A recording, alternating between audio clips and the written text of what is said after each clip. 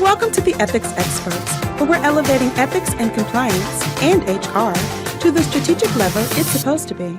Hey, welcome to the Ethics Experts. If it's your first time joining us, welcome. And if you're a returning subscriber, hey friend, the world is better because of you. You see what happens when you join the Ethics Experts. You get a bonus greeting on every single episode. So hit that subscribe button and join us as we change the world by fixing our workplaces. I am here with the man, Dan Christmas. Dan is the VP and Chief Compliance Officer for Corning Inc. He's been there for almost 20 years. He has a really interesting remit. He covers, the global program, employment law, data privacy, and a bunch of other stuff. He's got a wealth of experience. He's an EthicsVerse alum, so you know that if somebody's been on the EthicsVerse, and then they get invited on to the Ethics Experts, you got a treat in store for you. How's it going, Dan? It's great, Nick. Thanks for the introduction. Yeah, it's great to chat with you again. Yeah, man. So summertime in upstate New York, you get that for a little window. How have you been spending your summer so far? Yeah, it's been, the kids are out of school and are home. The heat has arrived, so I've been hanging out with the family, swimming in the pool. Got a trip coming up to the beach that I have to look forward to. And Sweet. In between that, fitting in a whole bunch of work, trying to keep Corning's compliance program on track, but it's been great. So tell us a little bit about Corning, for those of us who are not familiar with it. Tell me about the organization itself, what kind of industries you guys play in, and what are some of the biggest challenges you've seen change over the 17 years that you've been there? Yeah, Corning's an interesting company, right? It's the kind of thing when I meet people and I say I work for Corning, that inevitably the first thing they say is, the cookware, the Corningware that my grandmother had in the kitchen, which is, it's a great icebreaker, which is true. That's one of Corning's iconic products. It's actually a business we divested in the 1990s. But Corning's been around for 170 something years, right? So it started as a glass company here in upstate New York and have kind of constantly reinvented itself. Most recently, I would say our main business lines, we're a glass and material science company. So world's largest manufacturer of optical fiber and cable. We make all sorts of specialized glasses for display applications. We make special cover glass that goes on smart devices, iPhones and the like, as well as a whole host of other businesses. The company is we're Fortune 500 company, about $15 billion in revenue, about 50,000 employees around the world. So it's from a sort of a client compliance perspective, have a whole host of the sort of typical issues that you have to deal with a global manufacturing company. We've had a growing and expanding presence in areas of the world that are higher risk from a compliance perspective, needing to make sure we're staying on track of our anti-corruption risk, our antitrust risk. One of the things is, I'd say Corning has been going through kind of a generational change. So we tend to have a long tenured workforce, and a lot of that workforce is reaching the retirement age or has reached it and is kind of moving on. So we have a large segment of our employee population who are new to the company, less than 5 years experience. And so one of the things that I've been focused on as CCO is trying to instill in those folks, we think very highly of, sort of unique Corning culture. And we have 7 corporate values, which, we talk about in our internal communications, and talk about following all 7 all around the world all the time, right? And so kind of making sure that all of these newcomers really absorb that culture and continue to kind of embody it has been a unique challenge. I think I'm sure other companies have had the same sort of issue, but those demographic changes are something that I think we've had to look at and make sure that we're keeping on top of, from a culture perspective. So that's one example of something that, has been a challenge, but I think we're doing a pretty good job at it. So, a couple of the reasons I was excited to get you on is because a lot of the challenges, or like a lot of the things that you experience at Corning, I think are kind of unique, but there's a lot of really good lessons that anybody in a different industry can, learn from and borrow from and, maybe start to implement. And I think, two things that really jump out to me in the story that you just told is this constant reinvention thing. That's a very interesting muscle that a lot of organizations don't even have to develop. You know what I'm saying? Like there's some organizations that are just, obviously everybody's innovating and changing and stuff, but like the level of reinvention that Corning has sort of exhibited throughout its life is really, I don't know if it's second to none, but it's like very unique. So that's one. And then the generational shift, I think that's happening across all organizations, right? We have this new workforce of millennials and Gen Zs that maybe have different values and so forth. But I think what's particularly unique in your organization is that you guys have had maybe a disproportionate like level of, at least historically, like these long tenured employees. So the impact of these new folks coming in can be kind of stark because you have these sort of like foundational like sort of cultural pillars in this like long tenured workforce who, they probably have heard the 7 values 1,000 times at this point, right? Now you have this new contingent coming in that maybe doesn't know those at that level.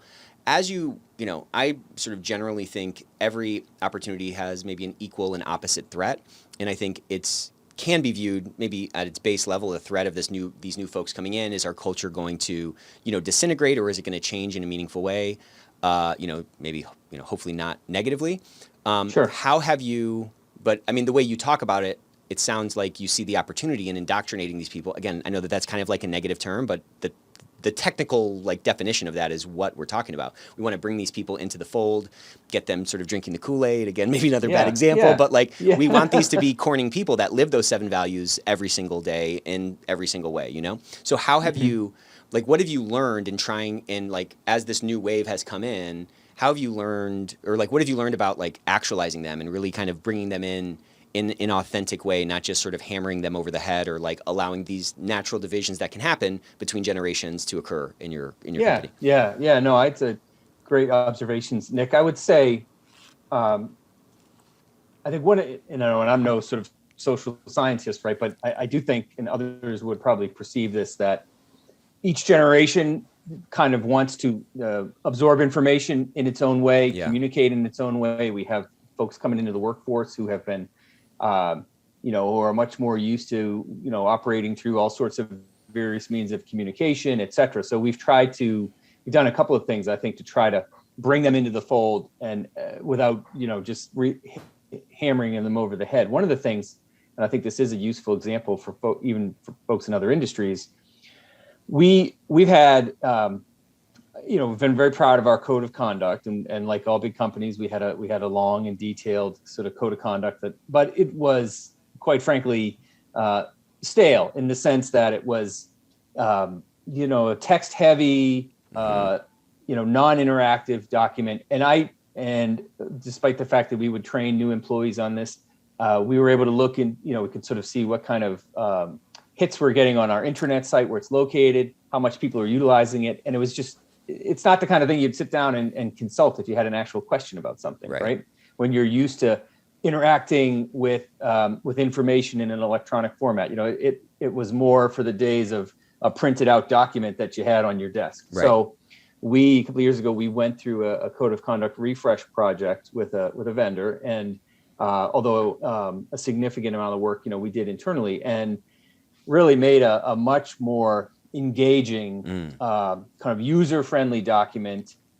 And, some of it is style, like, photographs and image, just making it more something that you'd be interested in looking at. Some of it is substance in terms of embedding in it links to policies or Q&As, or, we produced a document that I think ultimately is much more user-friendly, and is the kind of thing that if I'm a new employee and I have a question, I might actually go look at and find the answer I'm looking for, right? So that was one way of trying to kind of meet our new employees where they are and help them to learn and absorb our culture. Another thing we did was looked at how we receive reports from, our facilities around the world. Like all sort of large companies, we have a third party, reporting service. We typically call it our hotline, although most things come over the web these days. But we recognized we weren't necessarily, we had a lot of employees that don't sit at a computer all day. Right. They're working in a manufacturing facility. They're a technician of some sort. And so we rolled out a mobile reporting option where employees can, utilizing a smartphone, a QR code, scan that, and then report a concern directly into the compliance office. So, small things, but ways that we were trying to engage with and reach out to newer employees, help them to understand, how much we value them contributing to our culture and how much we want them to speak up and raise concerns if they do have them. And the statistics I think have supported. If we were looking at our case rates over the last year or so, as we've implemented those things, we're seeing more reports. And we always felt like maybe there were things that weren't getting reported for one reason or another, and now we're seeing them come in, which I think is a positive. So a couple of examples that I think really worked well for us, and that others may want to try to utilize if they're having the same sorts of issues. Yeah, and I think those are great examples, and there's probably 100 others that you could kind of share. But what I was struck with as you were describing these things was, you're not starting from scratch, right? You had this base document that you could leverage, and you could take the sort of best pieces from, and you could change the style, and you could put it into a web format that was a lot more interactive and stuff like that. You weren't starting from a blank canvas. And on the the reporting side, what a small tweak to put that QR code. Obviously, it's an ecosystem, and there's a bunch of interaction points that cause the confluence of which end up causing that increase in reports that you're talking about. But how simple, right? A little QR code to let people interact with your office in a different way. Have you figured out, well, maybe not figured out, but as you look toward like us getting more sort of tech focused, or as more, the workforce sort of shifts even more toward, millennials and Gen Zs, what do you think the sort of next frontier of like, ethical impact or sort of compliance impact is going to be? And now we're just kind of navel gazing. We're just kind of looking into crystal balls, but like, where do you see it going, and what do you think our next needle mover is going to be? Yeah, it's a great question. As you said, it's kind of having to just theorize or hypothesize, but I think we're going to continue to see this intersection, which is already happening, but of kind of the traditional compliance program stuff, that we're all familiar with, the code of conduct and training and policies, with the the whole world of ESG and sort of governance and sustainability. I mean, that I think the Gen Zs and the millennials are more interested in understanding that their company is not only stable financially and doing good in the world in that sense, but also stands for something, right? And there's arguments, right? I don't want to, we could spend an hour kind of arguing stakeholder capitalism and all that sort of thing. But I think it means is that we will see more intersection of those kinds of concerns, and you see companies being more proactive in terms of speaking out on social justice issues, and employees kind of expecting that from companies in terms of taking positions, and so I think compliance will start to mean more than the traditional. It is already starting to mean more than kind of the classic traditional elements, but also, the ethical piece. Like where does your company and your program stand on ethical issues, and how do you, again, kind of meet the expectations of the individuals? When people look at companies, it's not just a matter of maybe where I'm going to go make the most money, but it's going to be a matter of what does the culture stand for? What does the company stand for? How can I feel good about working there? And so I think that's a real, point in the future that we're really going to have to deal with and try to proactively address to continue to retain the great employees we want to retain and to have the culture we want to have. So this for the listeners, this was not planned. We did not coordinate this, but that's kind of what my answer is too, because it can be kind of overwhelming. But at the other, if you look at it the other way, to your point, we can spend all day debating shareholder capitalism versus stakeholder capitalism, and we can spend all day talking, having that sort of political debate. But at the end of the day, the employees that are coming into our workforce now, or the employees that are in our workforce now, care more about ethical things. They want to work at a culture, or they want to work in a company that's doing good and doing well, right? They want to work at a place where they can be proud, they can be proud of their email address, right? And it's not, and what I think a lot of people don't see is that this group is willing to be active participants in it. They're not just trying to sit back and watch a baseball game. They want to be on the field, and they're willing to do it. And so there is this tension with this generation where they want these things, but they've probably had some bad experiences. Like probably everybody in your company, or probably most people in your company, it's not their first job. They've worked somewhere else, and they've been a little bit jaded, and they've seen the sort of greenwashing that's out there, which again creates a massive opportunity for organizations that can recognize, okay, there are people coming in my organization. They care about all the things I've been banging the table about for the last 10 years. They care about ethical culture and cultures of integrity, and doing the right things and making an impact and pursuing a mission that is resonant with their internal purpose. We can take advantage of that very easily by showing them as they come into the organization that this is a different kind of a place. And I think, people like you who are running programs that see this, as you just said, are going to be in a much different position, or in a much better position to take advantage of this opportunity than those who are either being overwhelmed by it or who have some kind of aversion to the ESG thing. Like, again, there's a lot of debates about the ESG thing, but like the average person is not in those debates. They're not looking at, fund composition and how investors are making, ESG decisions. It's sort of part of the zeitgeist right now. It's sort of part of, it's just kind of, it's sort of in the air, and they are looking for those things, regardless of what the moniker is or what the initials for the movement are. They're looking for those things, and that's a great group of people to actualize. We can turn those people on, and they can really start to become these, these culture champions and these sort of guardians of the integrity of the organization. And as active participants, starting to crowdsource that risk intelligence so that we can stamp out those fires before they, turn into blazing infernos. Yeah, I think that's well said, right? And I think Corning has always, as part of our culture, cared deeply about, not of course our employees, but the communities that we're in. We, as a sort of old school manufacturing company, tended to have manufacturing plants in small towns in America. Now a lot of that manufacturing has moved. It continued to grow around the world, but particularly here where I'm at our corporate headquarters in Corning, New York, which is a small town in upstate New York, we have a really great partnership in terms of our support of the United Way, the local schools, all, you name it, all sorts of instances where the company genuinely wants to make an impact in the community. And I think employees see that and appreciate it. I think, the key is putting your, kind of money and your actions where your mouth is, right? And companies, it's not enough to just sort of say we do these things, or to kind of, have the marketing lingo around doing these things, but actually doing them, because it becomes pretty evident when you're just sort of walking the walk, talking the talk, but not walking the walk, right? To use a whole bunch of idioms here. And I think Corning also has a sort of unique, one of the things about our culture, and I've only, prior to working at Corning, I worked at a large law firm. So this is the only sort of company that I've been a part of.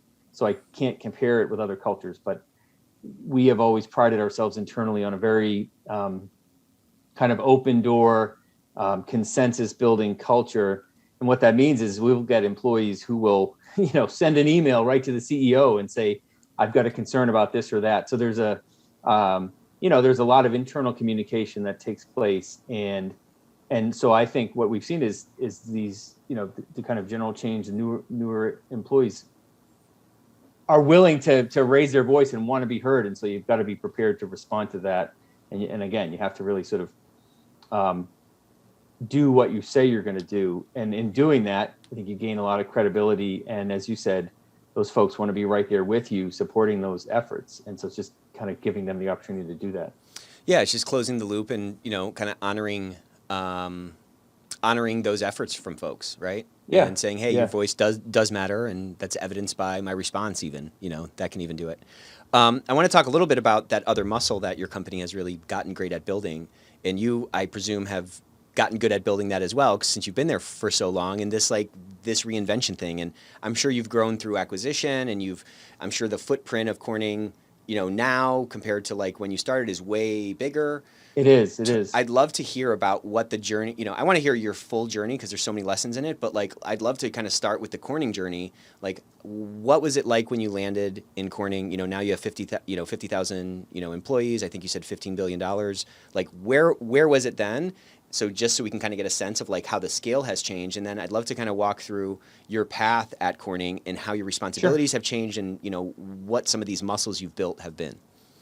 Yeah. So I came to Corning in 2007, and at that time the company was basically about half the size it is now, both in terms of employees and revenue. And was not as diversified in terms of our revenue across business units. And so at the time, Corning actually has a really, again, it's probably too much for the time we have, but Corning has an interesting history in that the company almost went bankrupt in the dot-com, bust of Really? 2001. Yeah. So Corning, as I said, invented optical fiber, which is, the pipelines of the internet, right? Like all of our interaction right now is going, yeah, it's everything travels across it. And so in the late 90s, 2000, as the internet was just exploding, Corning kind of doubled down on the optical fiber business and expanded in that space. I think no one anticipated kind of the collapse that would ensue in terms of the dot-com bust. But we got, over our skis there, and then and had to shrink significantly and our stock went from, I'm ballparking it, but in the hundreds of dollars to like $1. Wow. Right. And thankfully the company did not go bankrupt, and we found, and through that kind of muscle of innovation, we had an expanding display glass business that happened to sort of align with the whole conversion from the old boxy CRT televisions to the flat screen television. So the world needed a whole lot of this flat display glass. And so that really helped Corning grow, and that business expanded. But what that has meant is our management, our corporate management has, kind of learned some lessons from that near-death experience, as we describe it. And so we try to maintain a very balanced, revenue stream across our businesses, and also, a portfolio of financial health that will ensure that we don't have a similar instance like that. So, I mean, that's kind of the Corning I came into in 2007. And then we have grown substantially since then, both through acquisition and just organic growth. I think we have, looked to kind of augment our existing businesses with sort of ancillary or complementary businesses.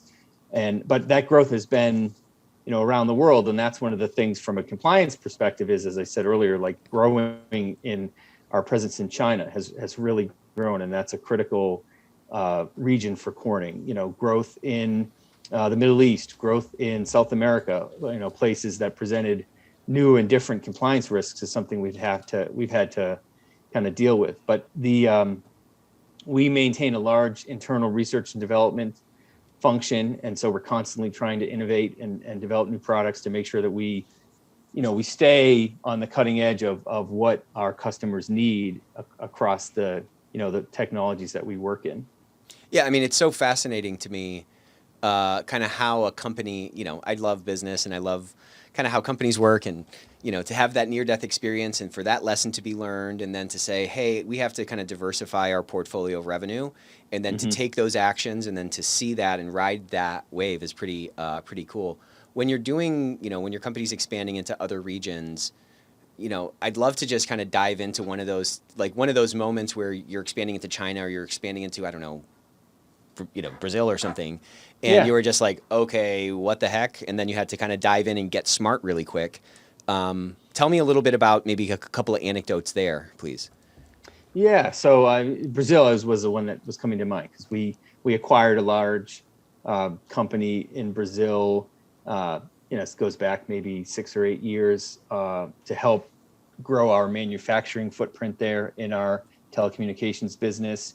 We wanted to be able to manufacture locally and sell to customers via those facilities. So, we went through the whole kind of corporate due diligence process, trying to make sure that we paid attention to compliance issues as part of that. But, the business kind of considerations really drive those interactions. And so, boom, and we now own this asset and all these people in Brazil. And as you said, we have to just kind of dive in and figure out how we're going to make sure we integrate them. And some of it is just like the basics, we had to translate our code of conduct into Portuguese and make sure that it was available to the employees. We had to make sure our training was available, in local language. Being part of the integration plan. So one of the things we did, which I think is good, is we made sure that compliance had a seat at the table in terms of integration planning. And we're able to say, day 0, here's what we think we need to do. Day 90, here's what we think we need to do. And then future, like, here's where we want to be from a compliance perspective. And so we were able to voice those opinions, and we were supported in making sure that training, we had one of our, wasn't me personally, but one of our lawyers was able to go and do compliance training, right off the bat with the leadership in Brazil, and made sure we were kind of setting the tone from the get-go. And I think that's an important part of it is welcoming, new employees into the kind of corporate family, helping them understand what we stand for, and, rolling out to them all of the kind of tools of our compliance program so that they can absorb those. But then also, and recognizing, so we've acquired companies with varying degrees of, the smaller companies are bound to have less of a sort of compliance structure than a company like Corning is going to have. And so you have to quickly ascertain, well, where might there be gaps, right? Where might we have to fill some holes and improve some practices? And that's, another whole exercise we quickly put ourselves to try to make sure that we were on top of things and, avoided any issues as we integrated them into our Corning family. What do you think your compliance program has learned? Because you guys have done, dozens of acquisitions probably over your time there. It sounds, and I'm not surprised by this given, what your culture is like, but you've had a seat at the table. You've been able to be part of these integration conversations. Have there been any learnings like over that time in terms of how your department interacts with the other parties that are part of the acquisition team or part of the integration team? Have there been sort of different like risk lenses that you apply based on size or region or something that allow you to be, viewed as a good business person, but also, satisfy your own sort of like risk mitigation appetite? Yeah. I mean, I do think that's true, right? Depending on the size of the acquisition, where it's taking place, there is a sort of risk lens that we've applied and said, okay, what do we had, for example, we had one business we acquired that was in some regulated technologies, dealing with glass used in shielding against, X-ray and sort of potential nuclear rays as part of, Department of Energy facilities. So, we had to quickly ascertain the whole world of that regulatory landscape and make sure we were clear on that, right? So, like, there's always those. That's a unique. That's not gonna happen often, but something where we had to quickly come up the learning curve there and recognize the particular risk. Otherwise, I would say it's based upon and geography. I think what has helped at times and what we've looked at is, do we have existing Corning facilities that are in the region, right? That we can sort of pull the new folks into, not literally, but have them be part of that network.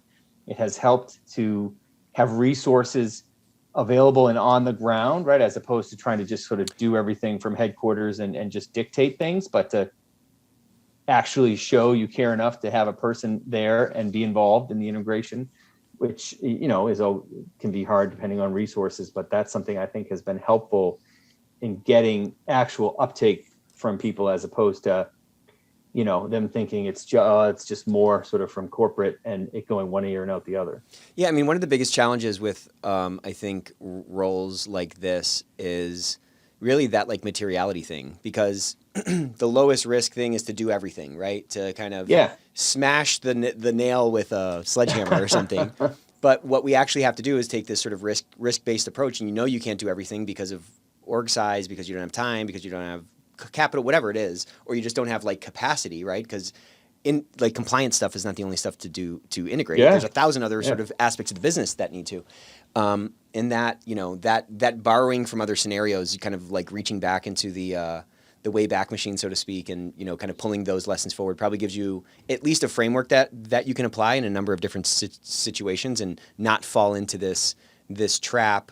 And maybe this is a good sort of transition to my next question, but, one of the reasons I was excited to have you on is because, you're kind of this next gen compliance professional. You're in a complex business.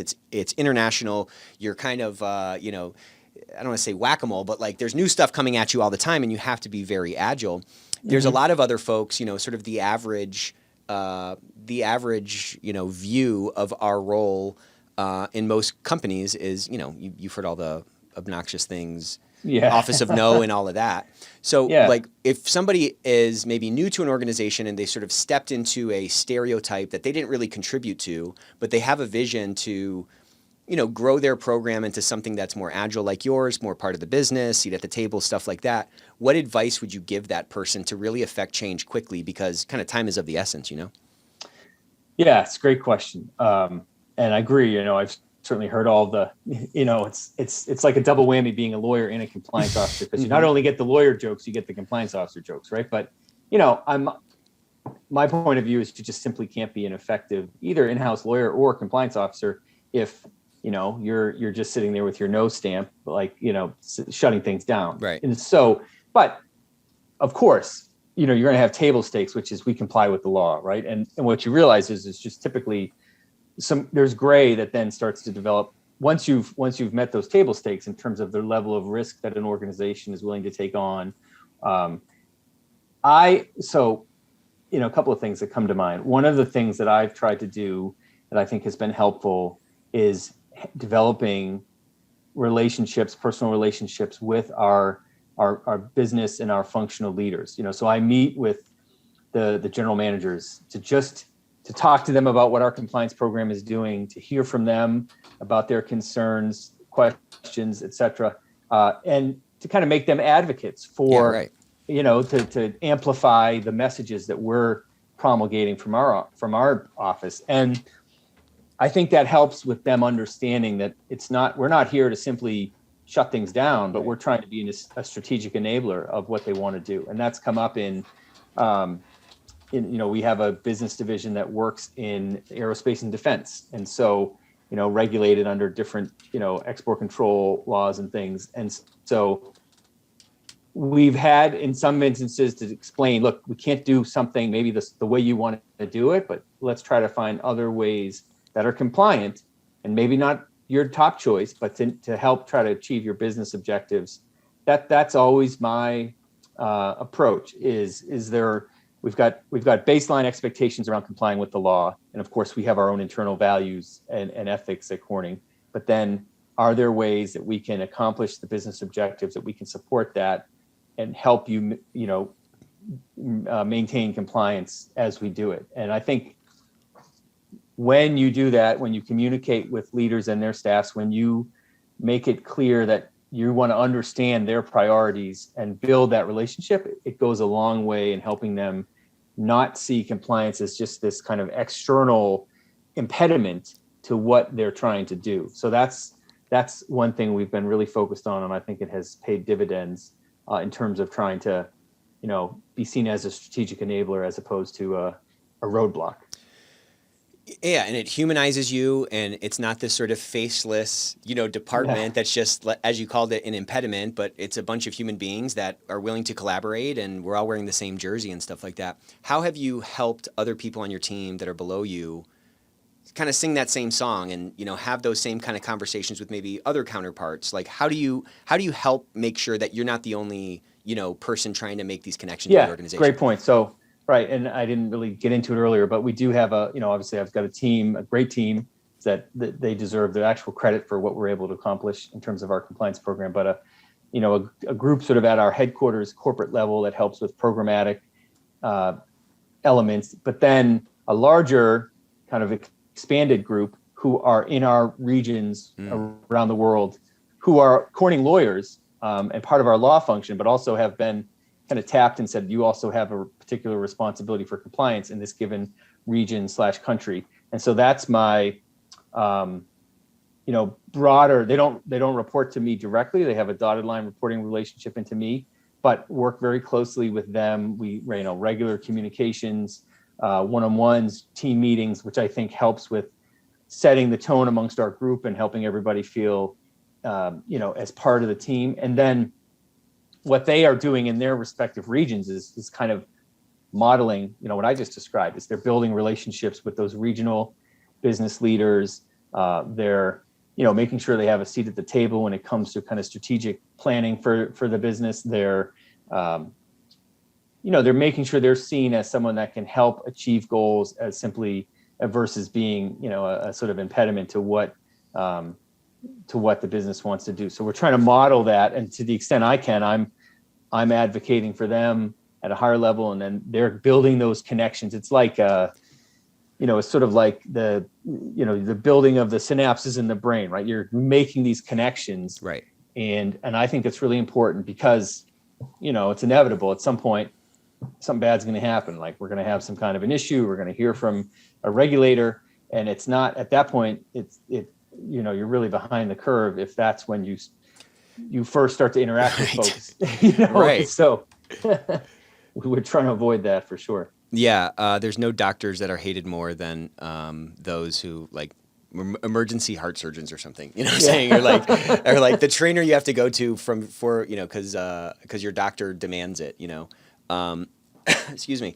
But yeah, I love that example, or I love that analogy of the brain synapses, because in a sort of perfect world, we have this sort of collective hive mind that's united and sort of congruent in terms of like what matters, what doesn't matter, and those communication lines are open and almost instant. And I mean, you can't do that unless you're doing what you're talking about. You have a sort of distributed network of sort of like-minded folks who are focused on the right things, trying to make those connections at that local level.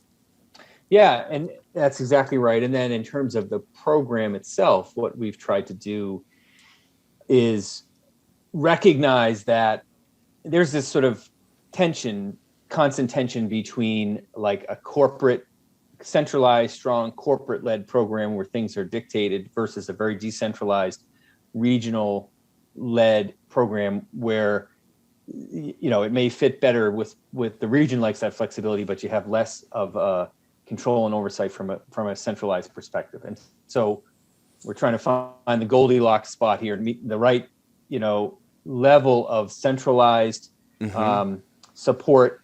For example, a global anti-corruption policy, but then recognizing that you might have region-specific gift and entertainment limits that are different from another region because of cultural practices, et cetera. So, you're setting kind of overall standards, but also allowing for some region-specific, I don't want to say, deviation is not the right word, but, allowing some customization. And I think by doing that, we're not sort of setting our folks up to fail, right, who are then implementing these things in the regions. And the other thing I would say is, consistent with all the guidance from the Department of Justice, and you alluded to this earlier, Nick, but the whole idea of kind of, it's whack-a-mole, things coming from different directions. And so how do you assess the risk, and what are the priorities? So we've implemented a risk assessment process that helps us determine, okay, we can't do all things in all places. And so how do we prioritize, and where are we focused? And then directing our resources in support of that is another way of helping those local, elements do the job that they need to do. Is the risk assessment framework and tool sort of like set, and then you can just apply it across these different regions, and that's going to give you a different prioritization? Or is it sort of a customized risk assessment for each region at some level? Yeah, it's a set. So it's we did work with an external partner and utilize a tool that they have developed. But what it does is it allows us as a company to say, these are the risks we sort of are primarily concerned about. Right. But then it is something you distribute to, a group that you select, and they respond based on their own perception of risk level, either both the inherent risk and then also to what degree the risk has been mitigated through our existing controls. And so it gives you kind of a centralized overall corporate picture, but then we can also slice and dice it to see region specific, business specific. How cool is that? What they perceive. Yeah, it was a really useful tool, and I'm excited to continue to do that year over year and see how the trends develop and how it supports kind of then us driving our plans and objectives for the coming year. Yeah, I mean, there's so much insight that you can probably gather from that thing, and it can probably inform so much prioritization and make sure you're not like wasting your time on stuff, which is, Exactly. Again, I mean, it's such a it's such a critical resource, time is, it's like we have to get stuff moving, but also we can't waste time doing things that aren't going to move the needle, and it's hard to know on the front end. Yeah. Right. And I mean, everybody in corporate America or, in work today, I think we all have more on our plate than we can do in a given day. Unfortunately, that's the nature of the beast. And so it's a matter of prioritizing and figuring out, what requires attention now, but then not losing sight of. I also find there's this kind of constant need to find balance between putting out today's fires, but not losing sight of like the strategic objectives that you have in mind and how you're trying to, in terms of kind of one of the key challenges I see as a CCO, it's making sure that I'm not losing sight of the strategic element and giving enough time to that, just because, the issues of the day demand your attention. And so, it's a struggle everyone has. But I think that's an important thing to try to manage in order to be a successful CCO. Yeah, I think you have to be conscious of that dynamic. Otherwise, you're just going to be, continuing to work on those urgent, important things when many times those, non-urgent, important things are the things that are really going to give you that stepwise increase in efficacy or, risk reduction or whatever, Exactly. Right. So, you try to strike that balance. And I think, it's interesting. I mean, from a personality standpoint, to be someone who is okay with unexpected things occurring, right? And sort of shifting gears. You can't be inflexible in how you respond to things, and you have to accept some uncertainty, which is not always, some people struggle with that. But that's a personality trait I think you have to develop in order to kind of help run a compliance program in today's world. Yeah, that flexibility and that sort of eye toward materiality, or kind of that thing you just called a personality trait. Where do you think that was developed in you? Have you just always been that way? Did you learn some lessons on your path to where you're at that really kind of helped solidify those in you? Is it just a constant process? How do you think about that? Yeah, it's a great question. So, I mean, I think personally, and probably like a lot of lawyers, I'm probably more intrinsically prone to like, order, control things a certain way.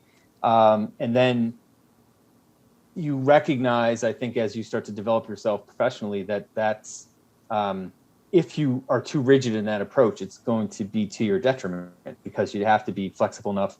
And particularly when I came to Corning, came in-house from a law firm environment where it's funny, it didn't feel like my workload was just as busy, but it was busy in a different way, right?